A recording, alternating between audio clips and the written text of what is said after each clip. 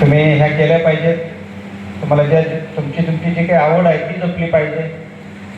त्याच्यातून वेळ मिळाला तर माझ्याकडे या, आपण मिळून सगळ्या सर्कलमध्ये फिरू. निवडणुकीमध्ये मलाही चांगल्या माणसाची गरज आहे. आणि तुमचा विषय आजपर्यंत जरी तुम्ही आता सगळी वर्षे सेवा केली असली तरी आयुष्य आता स्वतःसाठी कुटुंबासाठी जगलं पाहिजे. जगा जीवनाचा आनंद घेतला पाहिजे. बाकी मी जिल्हा परिषद सदस्य म्हणून आता मला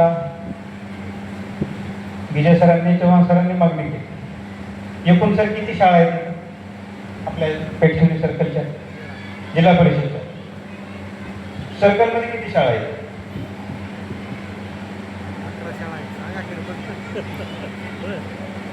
19.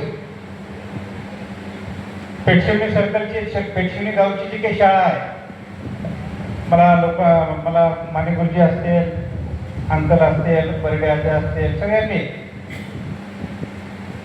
इथली शाळा आहे चांगली शाळा करायचं त्यांचा माणूस होता सगळ्यांच्या सोबतीनं. ज्यांची मी नावं घेतली नाही त्यांनी सुद्धा. तर आता पेठशिवणी शाळा खूप चांगली झाली. 25 शाळा आहेत. माझ्याकडे सुद्धा अंकल माने गुरुजी आज्या सगळेच म्हणले की भाऊ तुम्ही ते काहीतरी द्यायला पाहिजे. म्हणलं सांगा तुम्ही काय करायला काय देऊ. त्यांनी सांगितलं की आम्हाला शाळेसाठी कमान द्या. त्यांनी ठराव सुद्धा घेतलाय. जे काही पेठशिवणीची जी काही शाळा आहे तिला चांगली कमान, मग तिला 2 लाख लागो, 3 लाख लागो, 5 लाख लागो, मी ती देण्याचं तुम्हाला मी आज इथे शब्द देतो. आणि चव्हाण सरांनी सांगितलं की पेंडू बुद्रुकच्या शाळेसाठी रंगरंगोटीसाठी भाऊ तुम्ही जिल्हा परिषदेच्या माध्यमातून असेल, स्वतःच्या स्वखर्चातून असेल, तुम्ही आम्हाला मदत करा.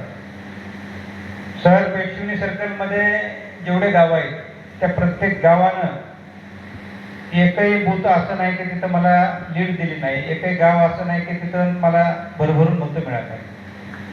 मी पेंडू बुद्रुक तर माझं गावच आहे, पण तुम्हाला मी ह्या निमित्तानं आज शब्द देतो.